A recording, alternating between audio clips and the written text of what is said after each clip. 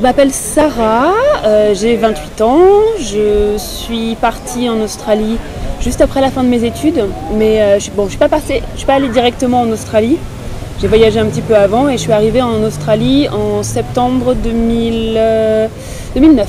Au début, je pensais rester, j'avais un visa d'1 an, je ne savais pas trop pour combien de temps rester. J'ai fini par rester 1 an et 3 mois. J'étais dans une optique de tour du monde à ce moment-là. J'avais prévu le visa vacances-travail.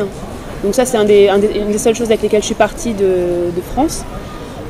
Et en fait, en arrivant, il était temps que j'arrive parce que ça faisait 9 mois que j'étais sur la route, que j'avais plus d'argent, qu'il fallait que je travaille et que c'était important aussi de faire quelque chose d'un peu constructif de ces journées plutôt que de rester à visiter des choses. Donc c'est comme ça que je suis arrivée à Melbourne.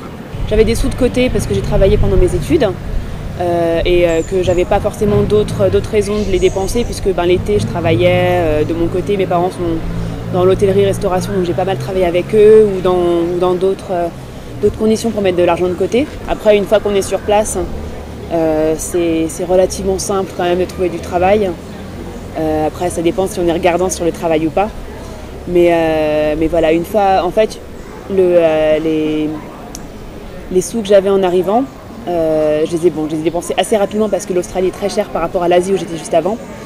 Mais au final, quand j'ai quitté l'Australie, j'avais plus d'argent qu'en arrivant.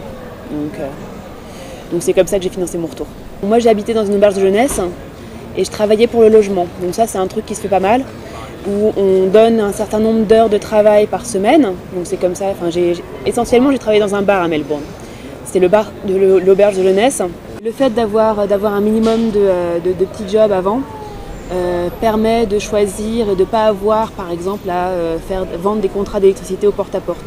Ça c'était soit faire du recrutement de donateurs, c'est tous les gens avec les calepins qui se baladent dans la rue en essayant de faire abonner des donateurs pour des organisations internationales.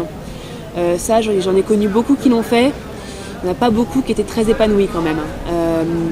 Donc moi, j'ai eu la chance de pouvoir un peu définir ce que je voulais, choisir et être très heureuse dans mon job. Après, je pense que si je devais y retourner, ce serait bien de faire ce que j'appelle un vrai travail, même si c'en était un.